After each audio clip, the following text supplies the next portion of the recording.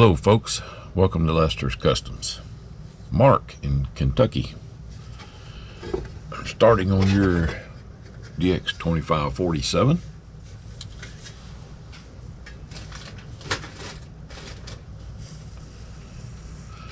Already got the LC6404 built and got the 3-digit display already mounted on the new display board.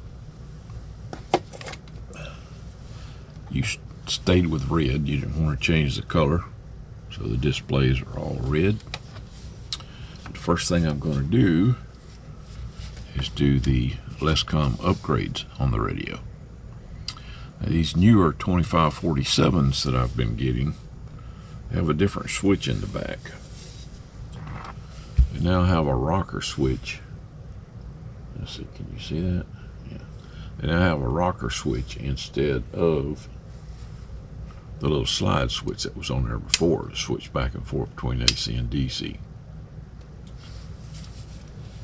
Which I don't know if it's any better or any worse, but it's got a nice feel to it when you turn it on and off. So, or when you switch modes, power input modes.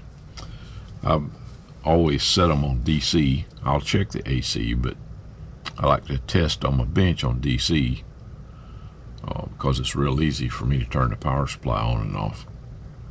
But anyway, let's get started on this.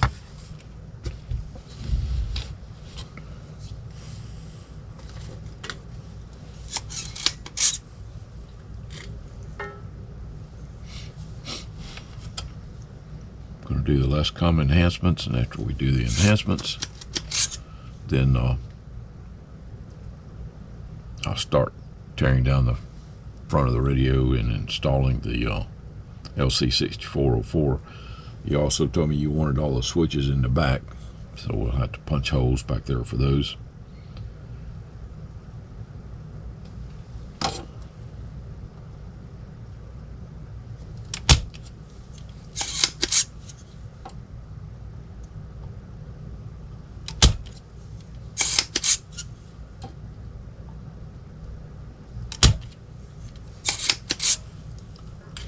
I would have suggested, and no, I don't like punching holes in the tops of the covers, but I would have suggested putting all your controls on the top of the radio, like a lot of the ham rigs have, simply because of ease to get to. But you told me you wanted them on the back, so that's where we're going to put them.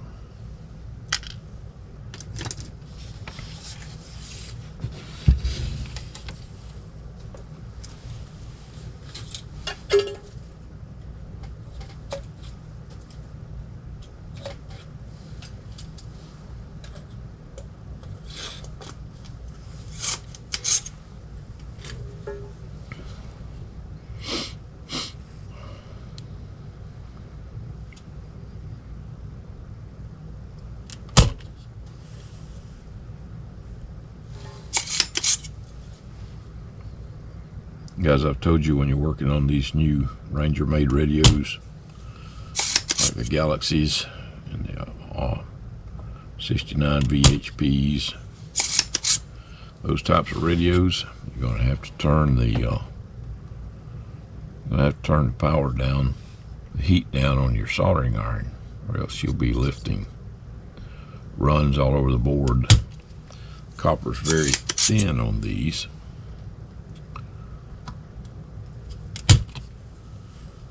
That's why you see a lot of the traces with extra solder on them. Rather than use copper, they just coat the parts that need the extra current carrying capability with extra solder. Smart idea, but you know, we have to pay attention when we're working on these. Smart idea for the manufacturers. I would rather have the thick copper plane.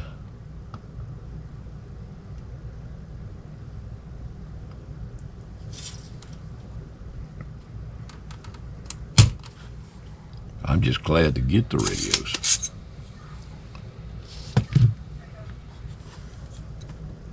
You guys know how it's been in the radio market. We're getting little spurts of radios coming in. We don't have a big supply like we used to.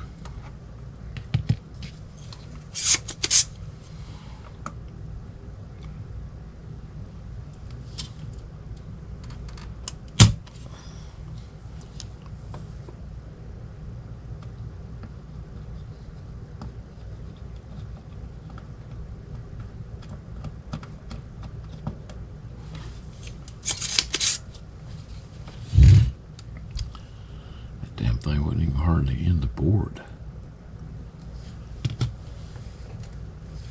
Yeah. Wow.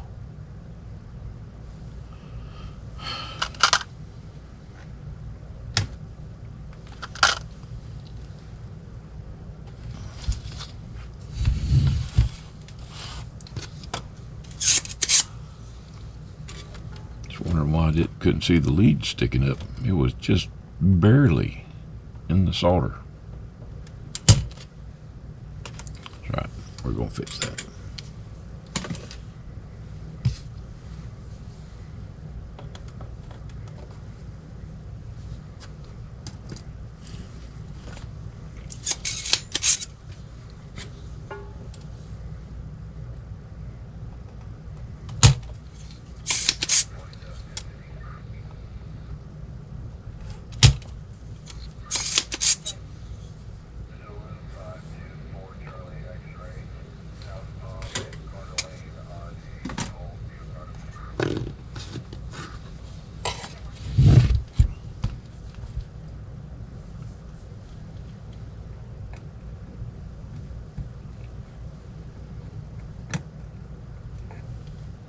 I did check the radio out before I started taking it apart. Everything is working like it ought to. Okay.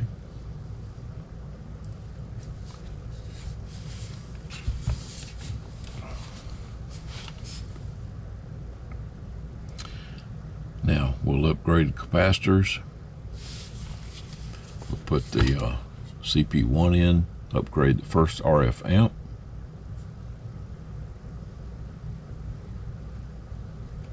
And get started on the front.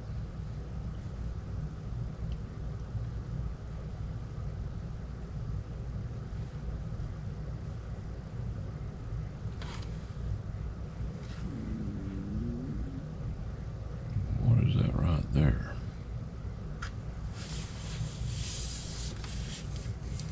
Made a little modification to this one.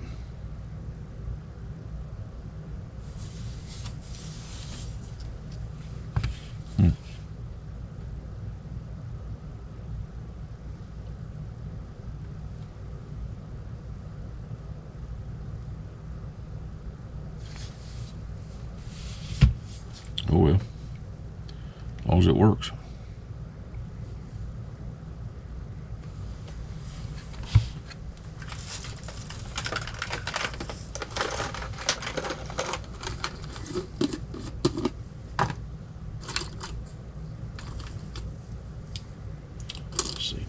Base radios, I like to go with a 4700 microfarad.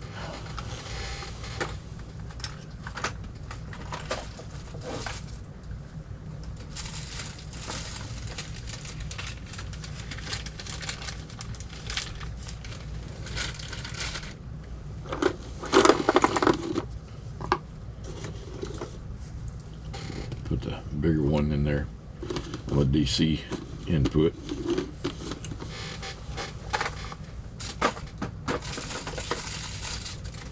Because if you're running off this little 8 amp power supply, you need a little extra.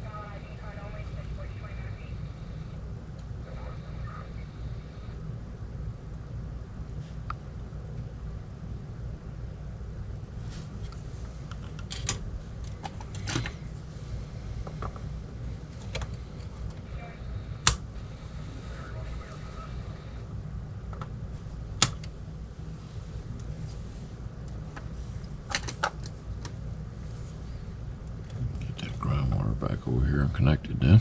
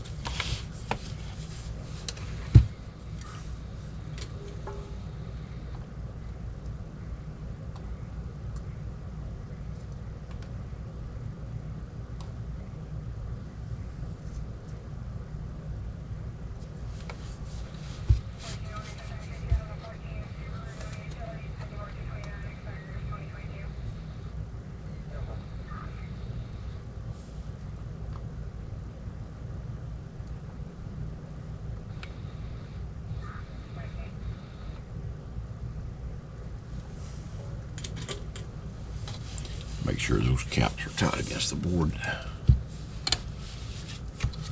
Yeah, we need a $29.99.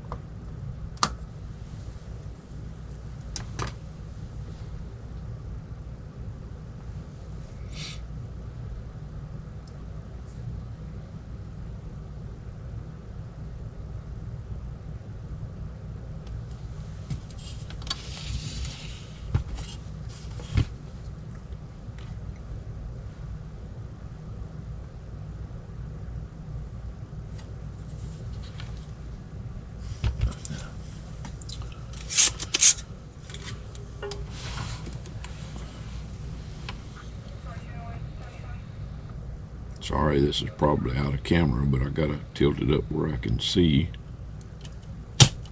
underneath this ledge here in the front.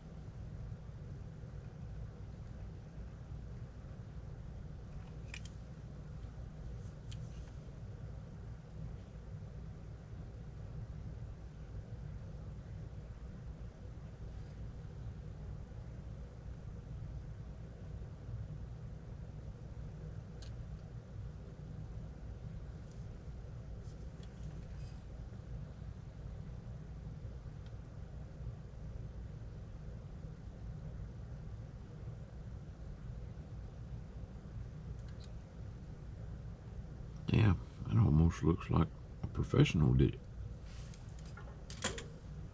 But I hadn't seen one of them in here. Okay.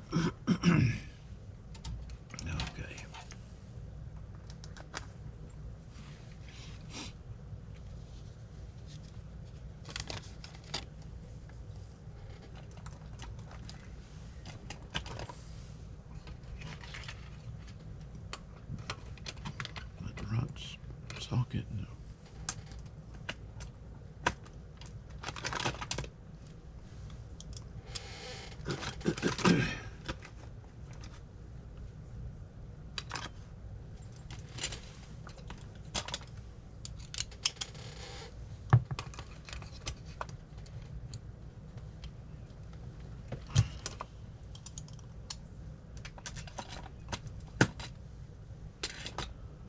Alrighty.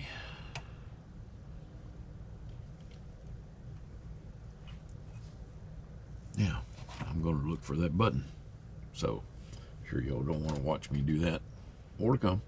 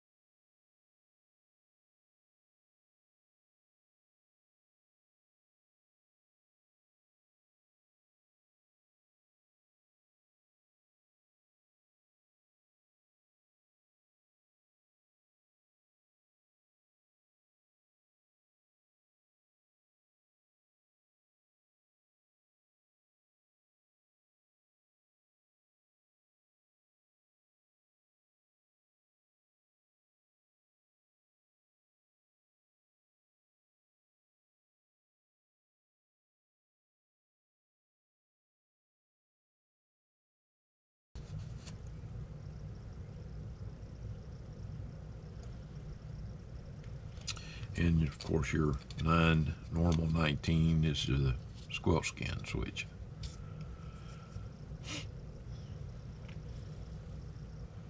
Which I need to plug that in.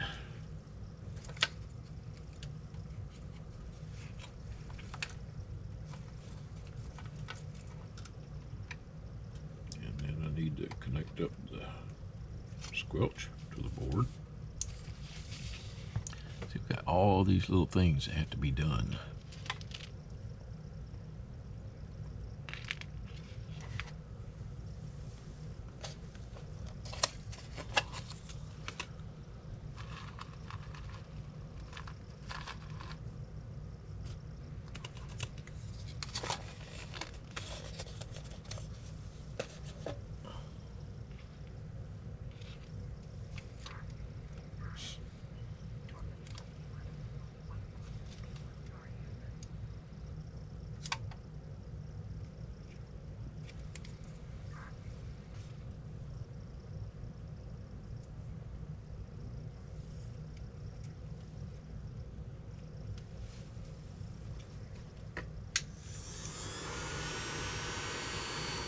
Now by putting these terminal pins, mounting them in the board, you're able to disconnect these wires without having to go to the bottom of the board and unsolder. So if we ever need to service the board, real easy to unplug everything and just take it out.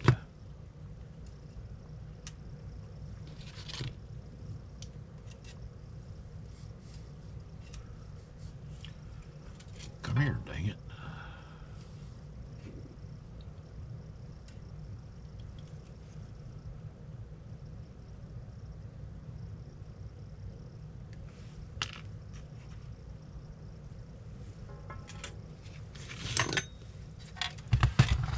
Isn't this fun?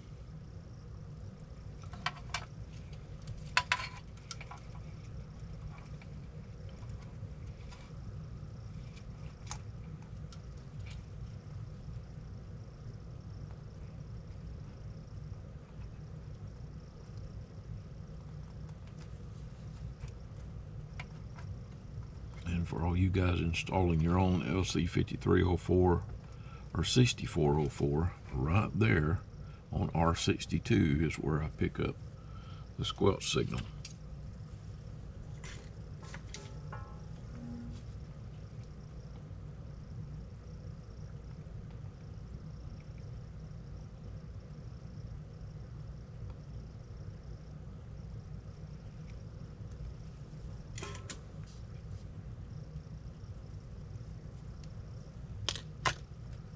All right.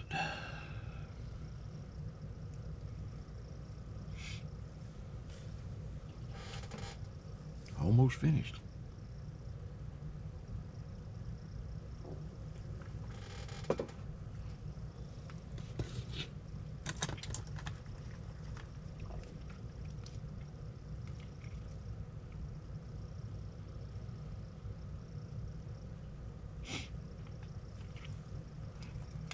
I'm going to take a little break and I'll be back shortly. More to come.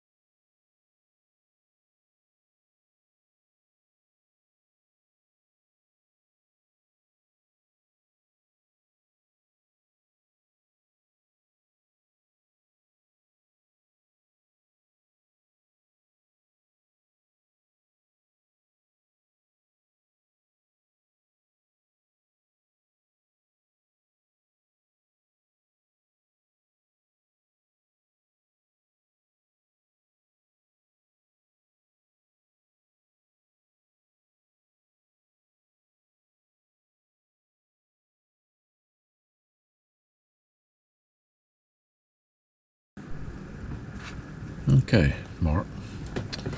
Show you what we got here. All right. This guy here controls your scan up and scan down. Okay, clockwise is scan up, counterclockwise is scan down. This guy here, the clarifier button, when you press it in, watch what happens to the display. Okay, it's now showing you the band and channel.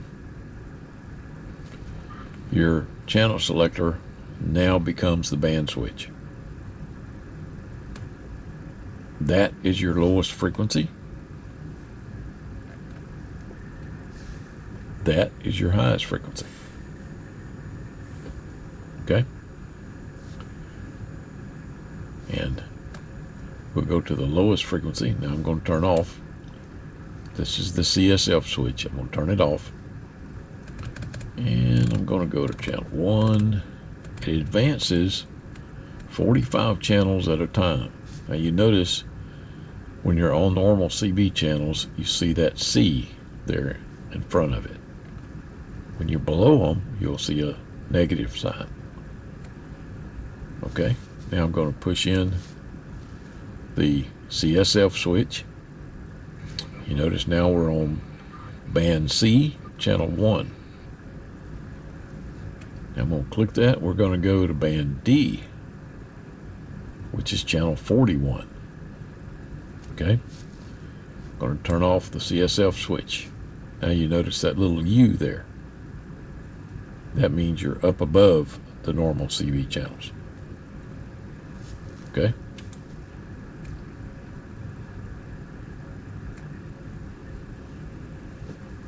That is one channel up from the start of the voice band on 10 meters.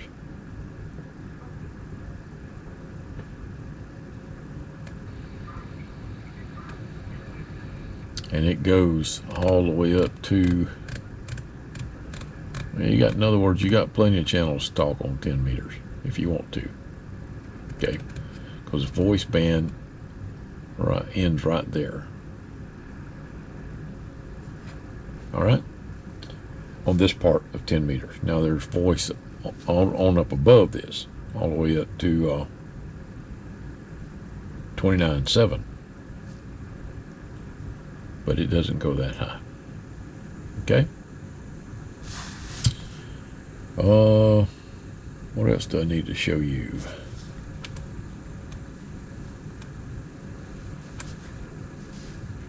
Oh, the A channels. You'll see the A up here. Let's go back down to channel 1.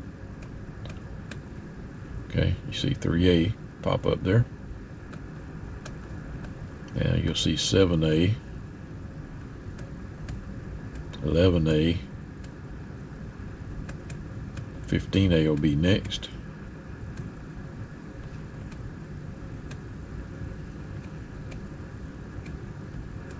And right there's that spot between where the frequencies get all jumbled up. Okay.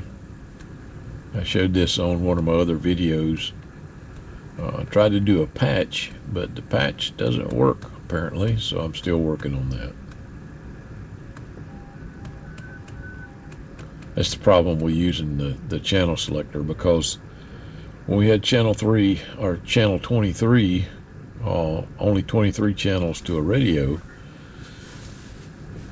Channel 20 was 205, 21, 21.5, or 215, 22, 225. But then when you got to channel 23, it went to 255. Okay, we skipped over 235 and 245. Well, when they added more channels to the CB band, they picked up 245 and 235. But they put them after 255, which was channel 23. So you'll see if you look at the frequency for 40 channel CB. That's what happened The 2 channels, all the 8 channels were meant for like remote control things like model airplanes and remote control cars. I still got some of the crystals for them around here somewhere. But then they put them back in the mix up above channel 23. Rather than changing 23 to 25 and causing all the other channel selectors on older radios to become obsolete, they just threw them in above channel 23, but they were actually below channel 23. But anyway, it confuses the processor, the channel selector does, because the count is going up and then all of a sudden it drops down 2, and then when it counts those 2, then it skips 1 and goes up on the count. Now, anyway, I'm working on a fix for that. Just a little bit of info there that you probably don't care about. But anyway, let's try scan now. This is your scan up, scan down switch now. Clockwise, scan up. You'll notice that's what it does when it's stopped on, if your squelch is open. Now if we close the squelch, that's what it does. Okay? And then when the squelch opens, it does that again when it's stopped on a signal. Now if it's stopped on noise and you want it to continue on, you click the channel selector into the direction that it was scanning, and away it goes. Alright, that's up. Let's try down. Okay. Now, let's go to, we want 915. We're going to put 915 in position 1. You're going to have to reach back here to do that.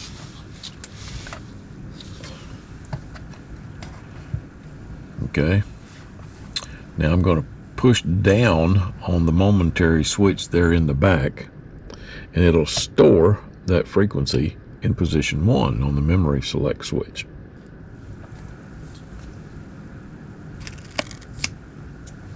Okay.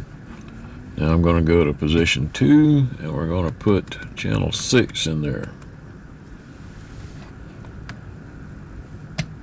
Push down on the bat, and it stored that in. Oh, did I move? Yeah, okay. Thank goodness I moved it to 2. All right. Next one's going to be channel 19. We're going to put that in 3. Again, push down on the bat to save it. All right. Now we're going to go to 4, and we're going to put 38 in there. Push down on the bat. Saved it in 4. Now we're going to go to 5. We're going to put the international call channel on position number 5. Now, the international call channel is on upper sideband. It doesn't switch modes for you. You're going to have to switch the mode yourself. But now, we just saved that one in position 5. Okay?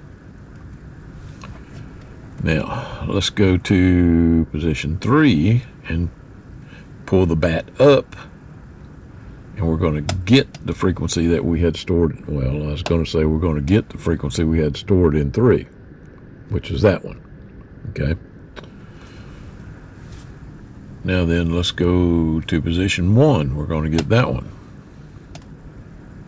Okay, you notice how it's blinking. After it blinks the first time, you can turn it loose because it will be on that channel.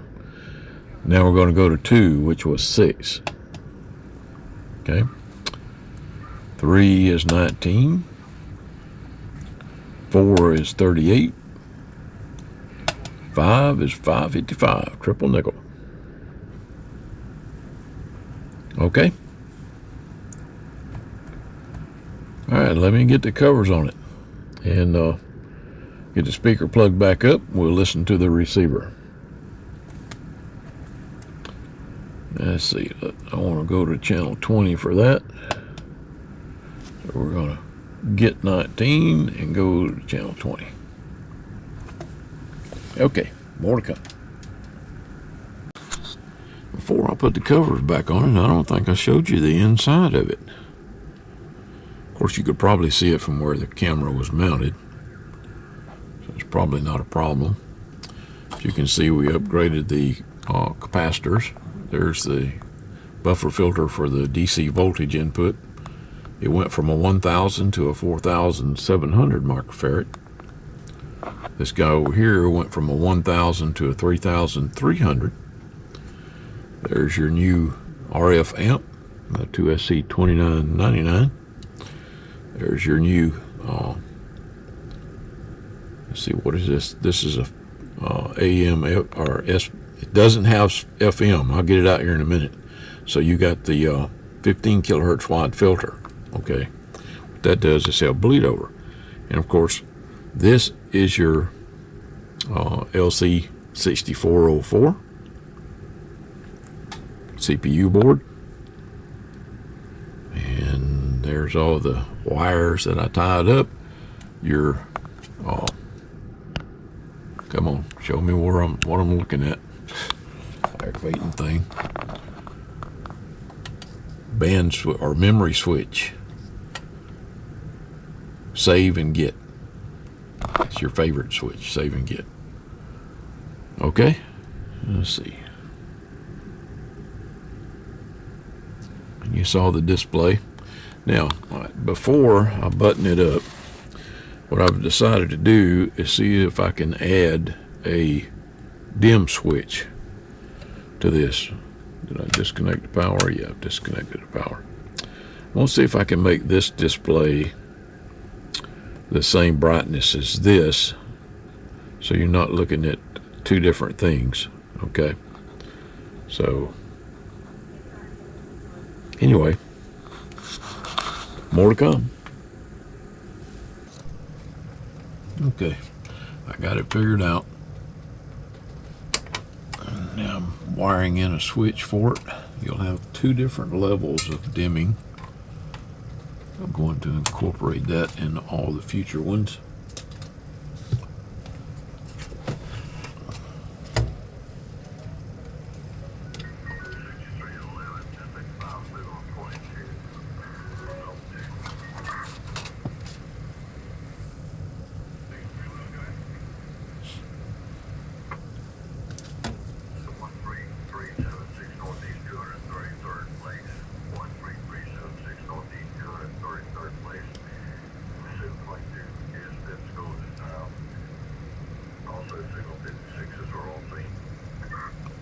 Uh-oh.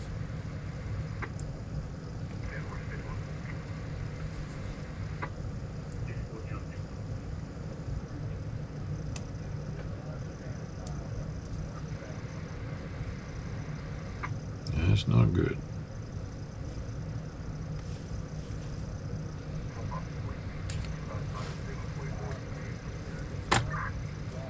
Yeah, I don't think.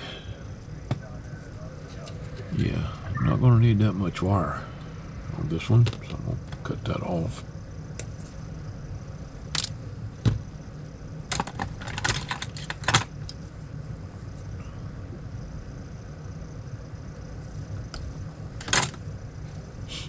Tin it. What to do with the solder? There it is.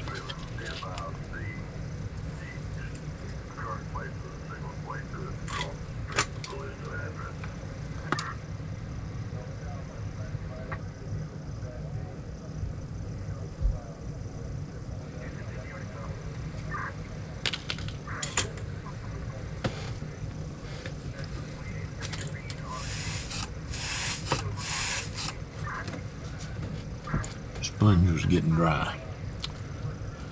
Now I'm going to feed this back through here and go to that switch over there.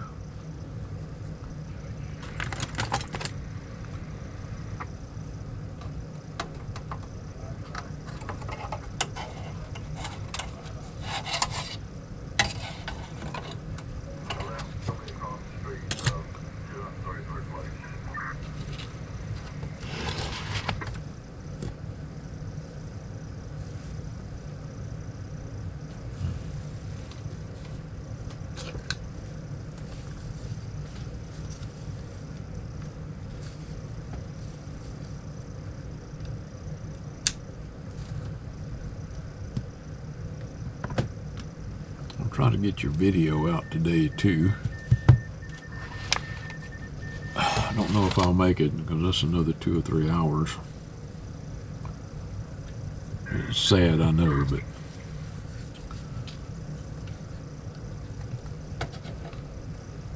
it takes me quite a bit of time to make those damn things up.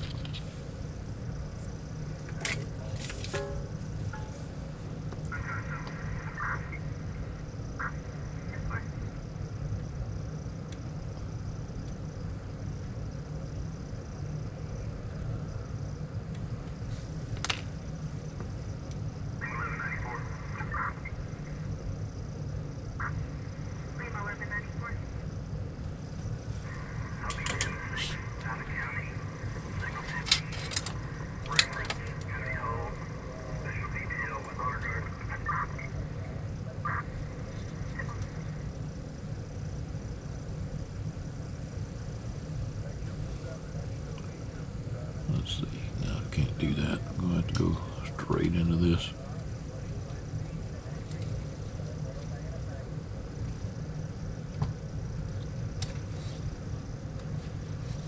Hearing some DX in there. That's good to hear.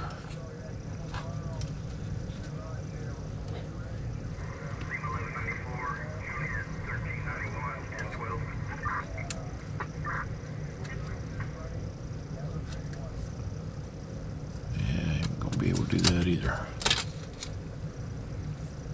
So dang it. Let's go in the last loop and stretch the wires out.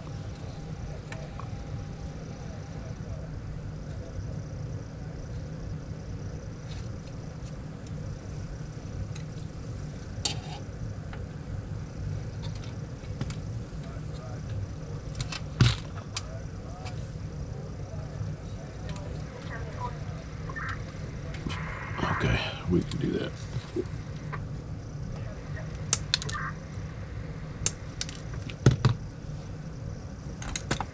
We can make that work. Now you got 3 different display brightness levels with this mod.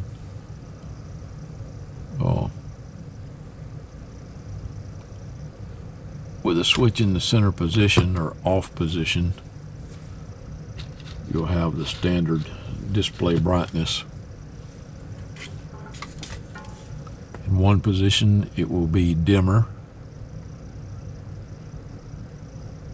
In the other position, it will be really dim. And I think the really dim position is where you're going to want to run it, because that's pretty much closest to what the you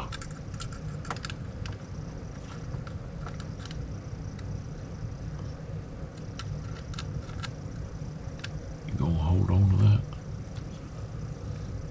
That's pretty much the same brightness as the frequency counter.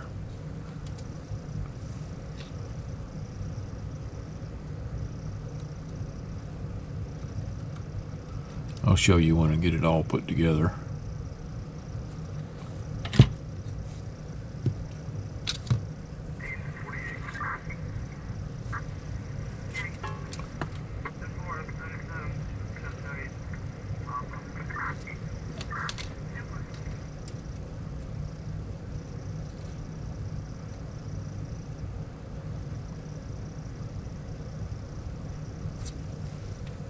This switch is a single pole double throw center off. So with it in the off position, well, like I told you, that's the normal brightness. But because the frequency display on this thing is so dim, and it came from the factory like that, that's the way they make them, you can now dim your 6404 to match it.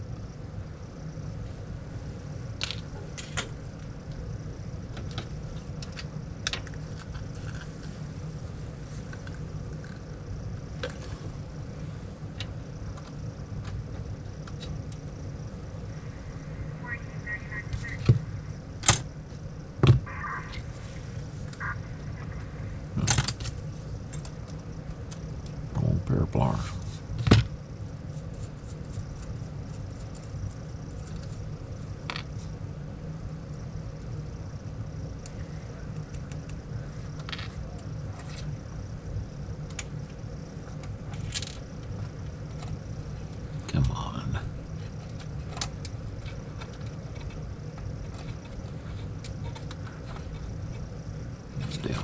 slid off of there.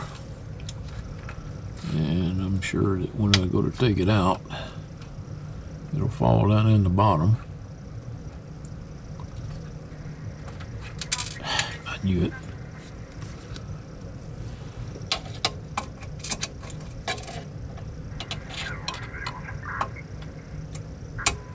Come here.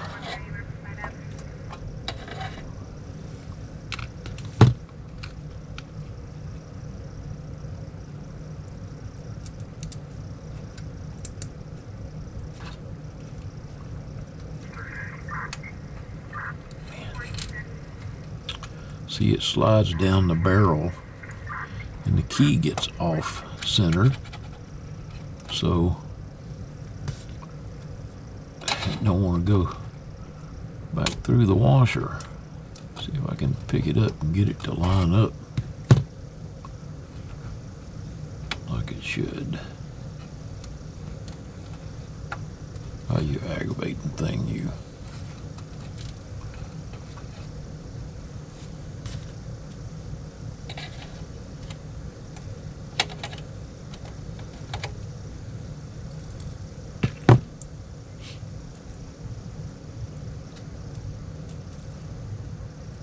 I've got an idea.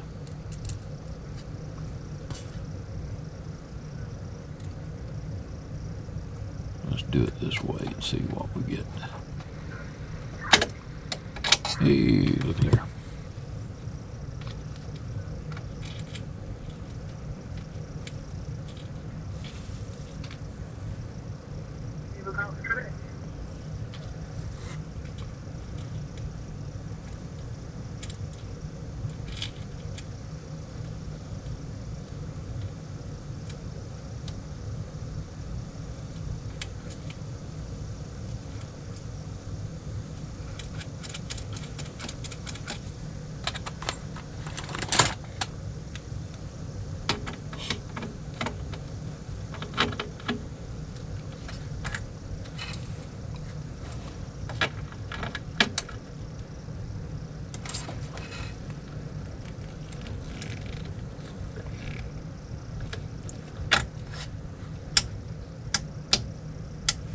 Okay.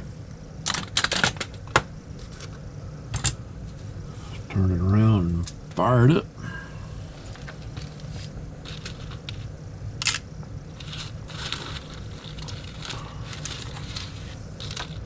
I'll need a couple more of them.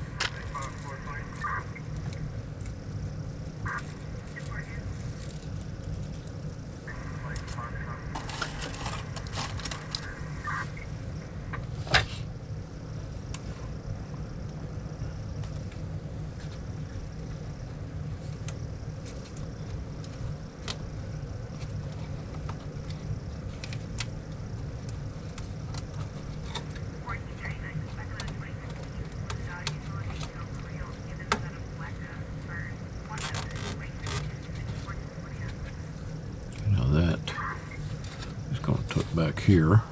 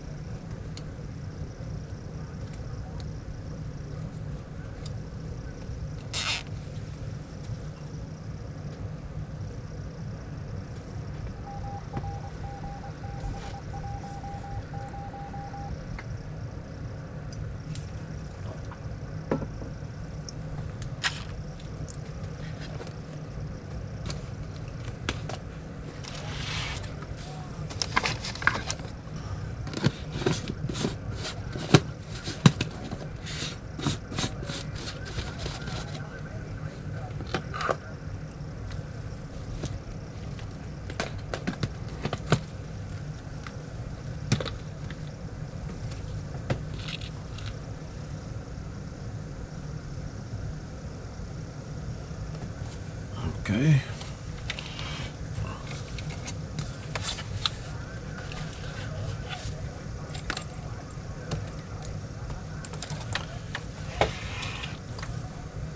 The skip's not real strong, but it's in there.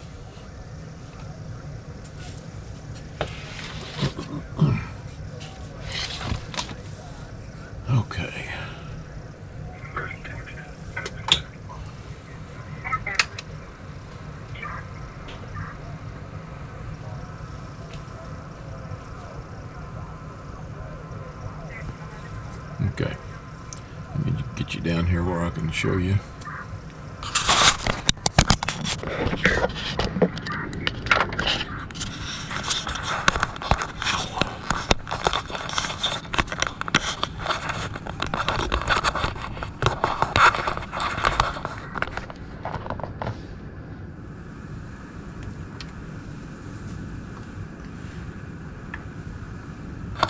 Let's see.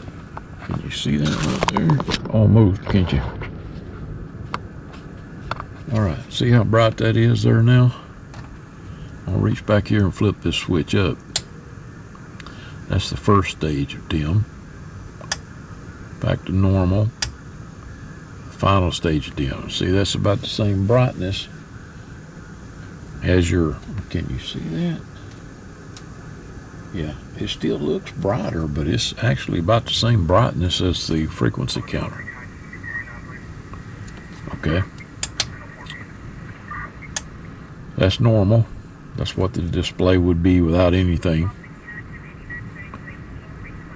That's the next step down, which the bat on the switch is up.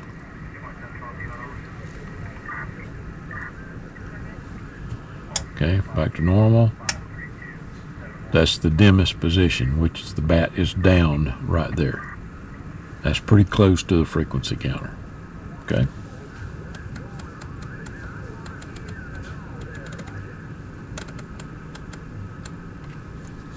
Put it on 88.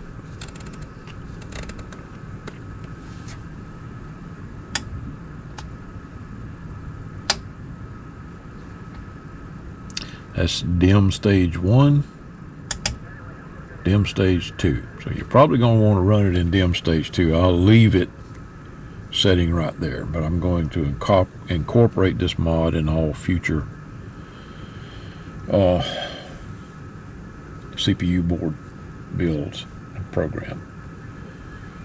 Okay. Oh, and I also did scan. There's scan right there. Okay. And then when the squelch opens, it does that. It just blinks at you. Now this is in the really dim position. Okay? I figure if you've got it dimmed down like that, you don't want it real bright. Alright. Here's the second stage. That's what it does in the second stage.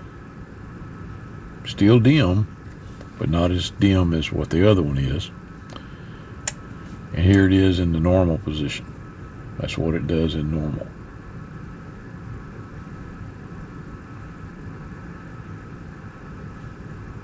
Okay. I'll switch back to the super dim position. And turn the squelch up again.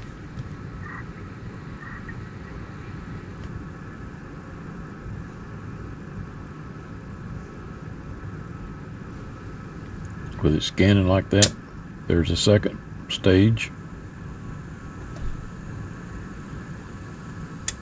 Here's normal. See, the longer that digit stays on, the brighter it is.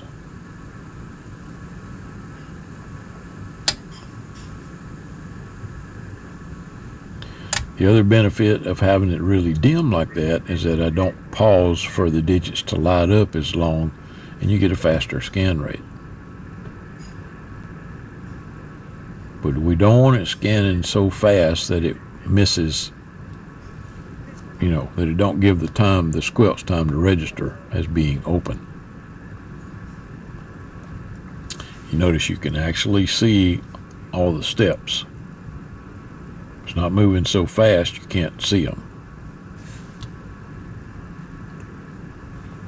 So that means our squelch will work just fine. Okay? Now, let's take that out of scan. We're back to normal. And that's what it's going to look like. And that bat for the dimmer switch is all the way down. The dimmer switch is that side of the radio. Switch in the center is your memory selector, 1 through 5. The switch on this side, or on that side of the radio, is store and get for your favorites.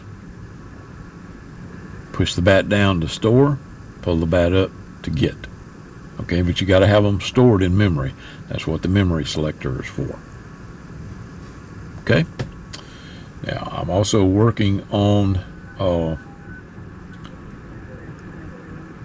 little scan. Oh, not a scan. I'm working on a sub program that will also make the channel selector your memory selector. So instead of having to have a separate switch for memory, we'll also be able to use a channel selector for memory. But I haven't refined that sub program yet, that script. Okay, all right, let me get the covers on it, and we'll do some final checks. More to come. Well, I did dress the cables back up. Thought I'd show you that real quick before I put the top cover on. Okay, there's your dimmer switch. Now I will label these. I'll put a label on it, but this is the dimmer switch, and with it down like that, that's the dimmest position. That's normal. That's the second stage dim. That's the brightest, a little dimmer, all the way dim. Okay, this is your get and save switch. You put the memory switch where you want to save the channel, press that down momentarily, save the channel in that memory position. And now no matter where you go with the channel selector, if you want to get back to your your home channel real quick, just put the memory switch in that position, pull up on the bat, presto. Okay, all right, putting the cover on. Okay, ran into a little snag. The speaker goes right here. So I keep forgetting about that it's mounted up here in this corner. I usually expect it to be in the middle. So what I had to do was move the board back. So I swapped places with a capacitor, move the board back to here. Okay, that way the speaker can go in place up here. All right, just wanted to show you that before I put the cover back on. Here's the labeling on the back. Well, got that reflection in that last one there. Dim, mem, and favorite. Okay, one more change. I wound up swapping this board around. In other words, this end was out here, but the way that the cables were running across everything, I didn't like it. Also, the speaker was pressing down on them when I installed the top cover, so I didn't like that either. So what I did was wind up swapping this board around, swapping ends with it, and then plugging everything back up and redressing the cables. Now everything seems to fit pretty good, but I wanted to show you that part before I put the top cover back on it. Okay, all put back together. That flickering you're seeing in the video there is the frame sync of the camera syncing up with the refresh rate of the LED. Okay, and although it doesn't look like it in the video, it's actually pretty close. In the video it looks brighter, but it's not really that much brighter. But anyway, most all your controls work as normal, but you can see I relabel this switch CSF. That's just a little sticker there on the front of it. You can peel that off if you don't like it. This guy here is your scan up, scan down switch. Okay, clarifier works as normal. Let me show you the slide. Okay, it goes down to 2122 and up to 2163, and that's on channel 21. We want it on 215 for center slot. Very easy control of the clarifier. And of course, as soon as I say that, it gets touchy. Okay, and then the difference between modes, there are none. Okay, I've already showed you the switches on the back and how they work. And of course, the switch closest to the side, the right side, is your dim switch. Right now the bat's all the way down. That's normal. That's the first stage dim, normal, second stage dim. Okay, and that's probably where you're going to run it so that it matches your frequency counter. And that's all the way up. That's, you know, I mean, that's factory LEDs. That's the way they ship it out. Okay, let's do some power checks over here. Now, of course, your output power is basically just stock. I need to raise this up a little bit. Bear with me. I have a, what is that, 10 watt slug in RMS and a 50 watt slug in peak. You'll see why here in just a second. We are on the 10 watt scale, which is the bottom scale on RMS. We're on the 50 watt scale on peak, which is the center scale. There's 50 all the way over here in the corner. Okay. I am in AM. RF power is all the way up. Dead keying just a touch over 4 watts. Audio. But you can look at that swing. Audio. Audio. We're on AC power. And I had the Roger beep on just then. I was checking that out to make sure that it worked. Okay.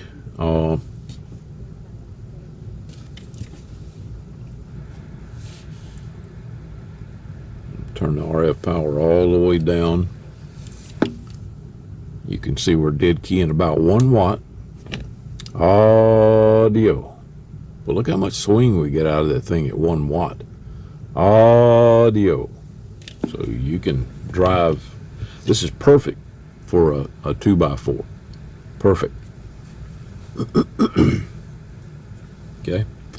Turning RF power all the way back up. Now I'm going to switch to lower sideband. Hello. Audio. You can see it pegging out that RMS meter. Hello. That's with RF power all the way down. I need to change that slug out. Hang on just a second. Let's put a 25 watt slug in there.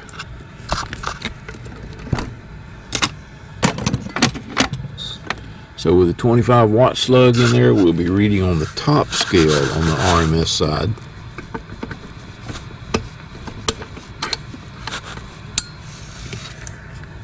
Okay. That is a 25 watter. We're going to be reading on the top scale on the RMS side.